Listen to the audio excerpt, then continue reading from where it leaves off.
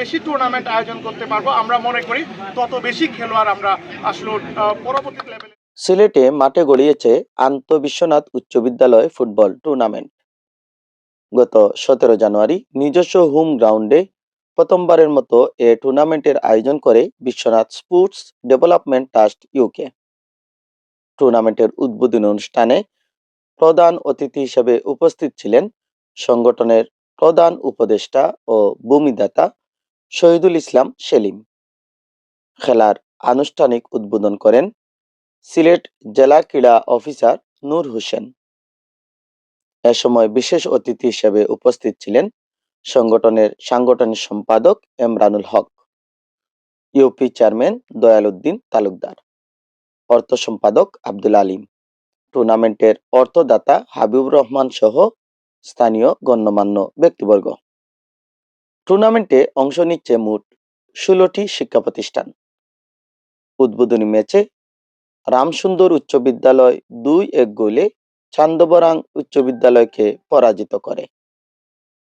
Match শেষে player of the match এবং অংশগ্রহণকারী খেলোয়াড়দের সম্মাননা প্রদান করা হয়। টুর্নামেন্টের চ্যাম্পিয়ন দল পাবে 50,000 টাকা এবং রানার আপ দল পাবে 30,000 টাকা প্রাইজ মানি। উল্লেখ্য, Biswanath sports development trust UK academy Bafufe তালিকাভুক্ত একটি ক্রীড়া একাডেমি, যেখানে কিশোরদের জন্য ফুটবল ও ক্রিকেটে প্রতিভা বিকাশের সুযোগ রয়েছে। জিয়াউল জিয়া, ক্রীড়া প্রতিবেদক, সিলেট। আজকে বিশ্বনাথ স্পোর্টস ডেভেলপমেন্ট ইউকে ট্রাস্টের উদ্যোগে বিশ্বনাথ উচ্চ বিদ্যালয় আজকে উদ্বোধনী ম্যাচ। আমি প্রধান অতিথি হিসাবে আমাকে গ্রহণ করার জন্য আমি বিশ্বনাথ স্পোর্টস ডেভেলপমেন্ট ট্রাস্টের সব কলাকৌশলীকে আমি ধন্যবাদ জানাচ্ছি।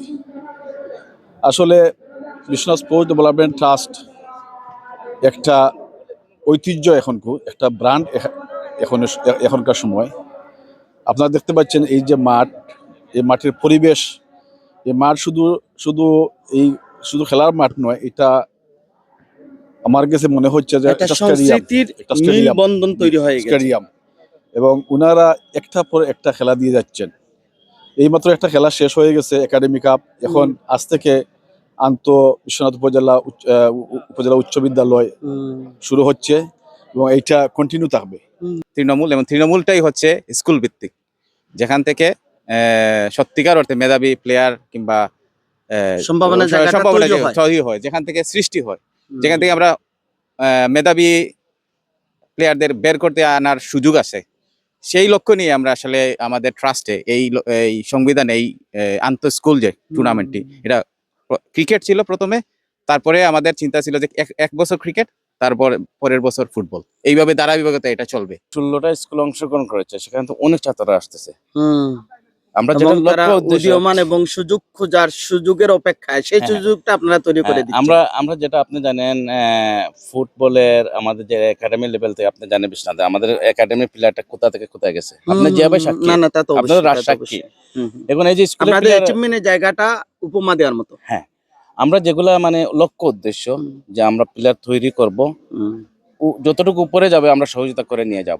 বিশ্বনাথে প্রবাসীরা সম্পৃক্ত হওয়ার পর থেকে কোনো না কোনো ভাবে খেলাধুলাকে প্রাধান্য দিয়ে ব্যাপক কাজ হচ্ছে, যেখানে আমরা প্রাউড ফিল করছি। বিশ্বনাথের এই প্রবাসী ঐক্য কিভাবে দেখেন?